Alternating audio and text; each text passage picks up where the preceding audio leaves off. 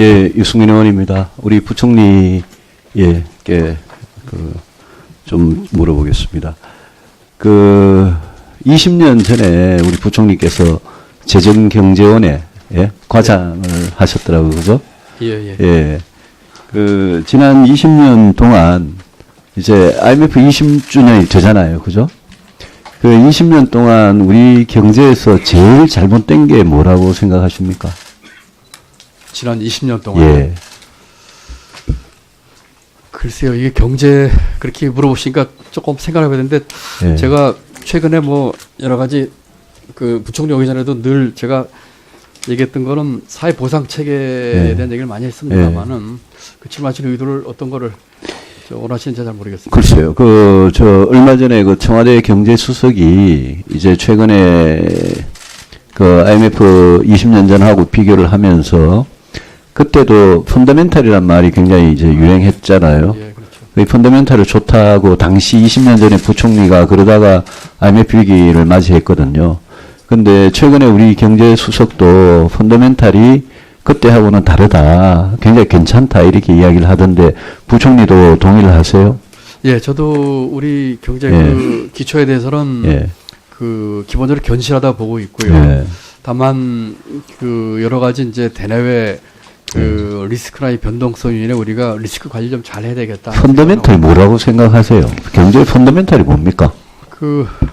여러 가지 우리 경제 전체 운영에 있어서의 뭐 기본이 되는 여러 가지가 될 수 있겠죠. 만약에 그것을 우리의 어떤 성장 잠재력이나 또는 리스크 관리에 대한 위기 관리 능력이라고 본다면은 저는 상당히 견실하다고 보고 있고요. 글쎄요, 저는 우리 경제가 결국 성장할 수 있는 힘, 경쟁력, 뭐 그런 게 펀더멘탈 아니겠습니까? 뭐 그렇게 해석할 수 있죠. 최근에 OECD 보고서를 보면요, 지난 25년간 우리 한국의 생산성 증가 속도가 OECD 최고 수준이었다가 최근에 와가지고 굉장히 급속하게 이게 무너지고 OECD 상위 한 17개국 평균에 비교하면 노동 생산성이 우리가 절반밖에 안 된다 이러거든요. 그러니까 이런 지표들을 보면 우리가 펀더멘탈이 굉장히 좀 약해졌다. 그죠? 그렇게 동의하지 않으십니까? 이제 펀더멘탈이란 말에 이제 정의를 어떻게 하냐에 따라 좀 다르겠죠. 그러니까 의원님 주신 생산성이나 노동 생산 부분은 저도 문제의식을 갖고 있고 동의하고요. 다만 그것 때문에 우리 경제의 펀더멘탈이 약하다 이렇게까지 하기에는 조금 좀 과한 게 아닌가 싶습니다. 아니요. 근데 이 잠재 성장률이 이렇게 깔아앉는 추세나 이런 생산성의 둔화 또 엄청나게 OECD 평균에 비해서 우리가 향상이 되지 못하고 오히려 거꾸로 가고 있는 이런 추세, 또 기업들의 경쟁력 전반 이런 거를 다 보면 저는 펀더멘탈에 대해서 이 청와대 수석이 이야기하는 이런 식의 문제의식이 굉장히 너무 좀 아니한 거 아니냐 이런 생각을 하거든요. 부총리 생각 어떻습니까? 저는 지금 우리 경제의 뭐 기초나 이 펀더멘탈 자체에 대해서는 계속 견실하다고 하는 얘기를 좀 드리고 싶고요. 다만 의원님 지적하신 아니 근데 펀더멘탈이 그렇게 견실한 경제가 계속 이렇게 깔아앉는 추세로 간다고 이렇게 생각을 하십니까? 그러니까 이제 옛날에 이제 전에 이제 뭐 20년 전 이전에 이제 우리 고도 성장이나 압축 성장이나 뭐 개발연대하고는 많이 달라졌겠죠. 또 경제가 성숙되면서 성장 잠재력이나 이제 성장률은 좀 떨어지게 돼 있는데. 하여튼 뭐 동의를 잘 안 하시는 것 같으니까 그 더 이상 물어보진 않겠습니다. 공공부문의 비정규직 20만 5천 명 여기에 대해서 내년 예산이 고용부 예산이 1226억 원만 있으면 그죠? 이걸 무리 없이 할 수 있다라고 이렇게 이야기를 하거든요.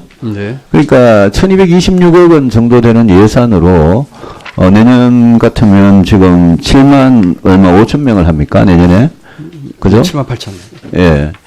정규직을 공공부문 비정규직을 정규직 전환하면서 20만 5천 명을 전환하는데 내년에 7만 8천 명입니까?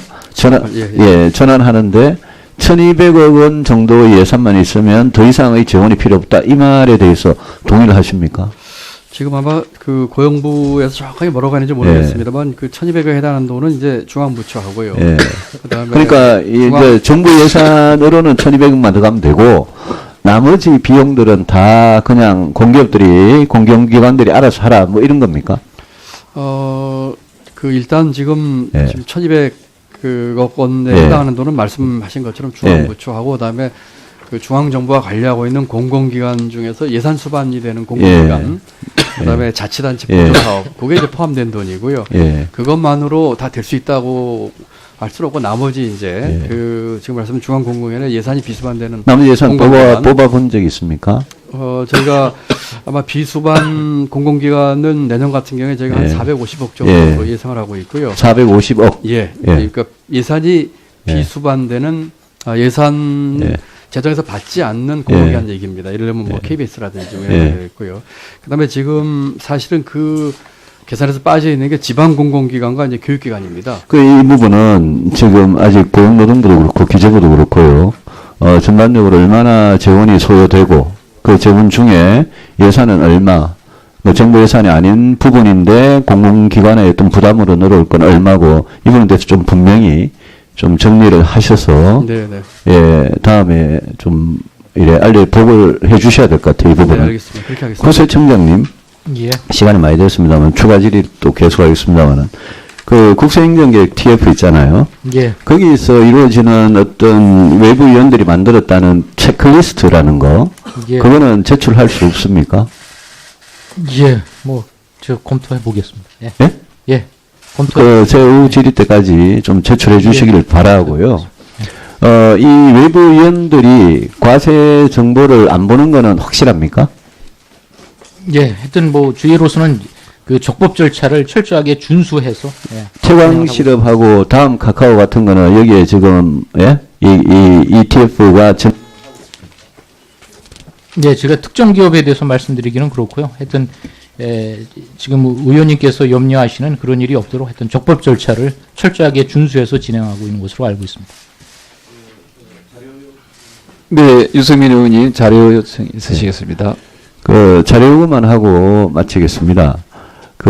제가 이 외부위원을 추천한 청와대에 추천한 명단을 달라고 그 문서를 달라고 이랬더니 지난번 국감 때 우리 여기 조사국장이요, 국세청 조사국장이 분명히 청와대에 제출했다고 이야기했는데 이제 이 문건을 뭐 없다고 지금 이러고 있고요. 지금 그 다음에 이 외부위원들이 TF에서 마련한 체크리스트 방금 달라고 그랬는데요. 이 외부 위원들이란 분들이 당연히 국세기본법에 따라서 비밀 유지 거기에 따라서 과세 정보를 이 사람들이 볼 수가 없죠. 그죠?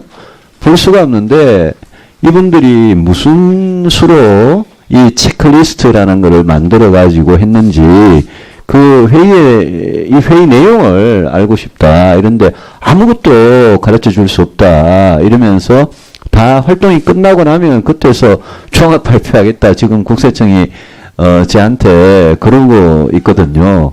그래서 청장님 한번 생각해 보십시오.